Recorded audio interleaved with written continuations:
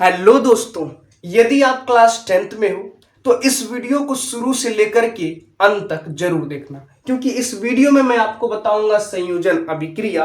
और इस अभिक्रिया से बहुत ज्यादा सवाल बोर्ड एग्जाम में पूछा जाता है।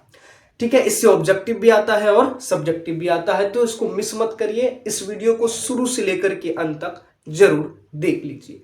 इस वीडियो में मैं आपको बताऊंगा संयोजन अभिक्रिया, इतने अच्छे तरीके से बताऊंगा, इतने आसान भाषा में, साथ ही साथ एक ट्रिक के साथ भी आपको समझाऊंगा कि जिंदगी में आप इसको कभी भूल नहीं पाओगे। तो वीडियो को शुरू से लेकर के अंत तक देख लीजिए। तो चलिए देखते हैं कि इसका डेफिनेशन क्या है। तो चलिए यहां पर देखते हैं डेफिनेशन क्या है कि जब दो या दो से अधिक पदार्थ आपस में जुड़कर केवल और केवल एक ही पदार्थ, ये इंपॉर्टेंट है कि केवल और केवल एक ही पदार्थ बनाते हैं, तो उसे क्या बोलते हैं? संयोजन अभिक्रिया।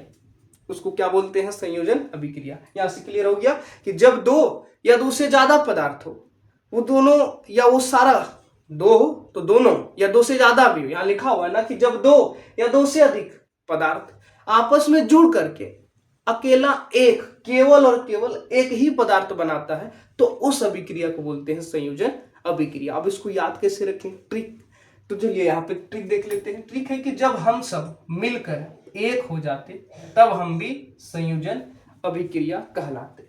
जब हम सब मिलकर एक हो जाते तो ये हम भी क्या कहलाते? संयोजन अभिक्रिया कहलाते। तो ये ट्रिक्स मैंने आपको याद करवा दिया। बाकी इसका डेफिनेशन जो आपको एग्जाम में लिखना है वो ये है कि जब दो या दो से अधिक पदार्थ आपस में जुड़कर केवल एक ही पदार्थ बनाता है, केवल, तो उसे संयोजन अभिक्रिया कहते हैं। उसको क्या कहते हैं? संयोजन अभिक्रिया। जैसे एक पदार्थ ए है, दूसरा पदार्थ बी है, दोनों जुड़ गया और एक हो गया, बन गया क्या? ए बी अपने आप में आकर के दोनों चिपक गया, एक हो गया। ठीक है, यह है रासायनिक अभिक्रिया, रासायनिक समीकरण है। अब इसमें देखते हैं कि ये जो तीर है, तीर के इस तरफ जो अभिक्रिया में भाग ले रहा है उसको क्या बोलते हैं? अभिकारक। क्या बोलते हैं? अभिकारक। और अभिक्रिया के बाद जो बनता है उसको क्या बोलते हैं? उत्पाद। इतना तो आपको पता होगा, किताब तो आपने पढ़ा ही होगा। अब इसमें कुछ कुछ उदाहरण है, आप उदाहरण देख लीजिए। जैसे कैल्शियम ऑक्साइड है, जब इसको हम लोग जो है जल में घोलते हैं तो फिर बनता है क्या? जल में घोलने पर बनता है क्या? CaOH whole twice, calcium hydroxide. क्या बनता है? Calcium hydroxide. ठीक है, चूना जो है, बिना बुझा हुआ चूना को पानी में घोलते हैं तो क्या बन जाता है? Calcium hydroxide. ठीक है, अब इसमें देखते हैं कि ये संयोजन अभिक्रिया है कैसे। ये दो कॉलम आप भरो, यहां पर बस आंसर बताते चलना। ये अगर आपको क्लियर हो गया तो फिर संयोजन अभिक्रिया जीवन में कभी नहीं भूलोगे। देखो मैं करना क्या चाहता हूं। देखो इस अभिक्रिया में अभिकारकों की संख्या कितनी है ये बता दीजिए। अभिकारक किधर होता है सर? जो तीर के इस तरफ होता है, जो भाग ले रहा है अभिक्रिया में। तीर ये है, तीर के इस तरफ ये एगो और एगो दो, प्लस में जो है ये एक लिखा हुआ, इधर दूसरा लिखा हुआ है, तो ये एक और एक, तो अभिकारक कितना है? अभिकारक तो सर दो गो है, लेकिन उत्पाद कितना है सर? एगो। उत्पाद कितना है? दो जुड़ करके कितना बन गया? एक बन गया। यही तो कहता है कि जब दो या फिर दो से अधिक पदार्थ आपस में जुड़ करके केवल और केवल क्या हो जाए? एक ही पदार्थ बना। एक ही बनाया है ना, उत्पाद वही ना है जो बनता है, एक ही बनाया। इसीलिए ये संयोजन अभिक्रिया का उदाहरण है। तो मैंने आपको कारण भी दिया कि ये क्यों हुआ, इसका कारण ये है। ठीक है, उसके बाद जो है यहाँ पर हाइड्रोजन और ऑक्सीजन गैस दोनों रिएक्शन करके बनाया जल। ये दो और दो कहां से आए? ये बैलेंस किया हुआ है, संतुलित किया हुआ है। अगर आपको संतुलित करना नहीं आता है तो आगे के वीडियोस में मैं आपको एक वीडियो वो भी दे दूंगा कि रासायनिक समीकरण को संतुलित कैसे करेंगे, और वो भी बताऊंगा कि आखिर करना क्यों जरूरी है। ठीक है, अब यहां पर जो है देखते हैं कि यह संयोजन अभिक्रिया कैसी है। फिर इस कॉलम में देखो अभिकारकों की संख्या लिखिए। अभिकारक इस तीर के इस तरफ होता है, एगो और एगो, कितना? दो गो। कितना गो है? दो गो। ठीक है, अभिकारक कितना है इसमें? अभिकारक है दो गो। ठीक है, अभिकारक कितना है? दो गो है।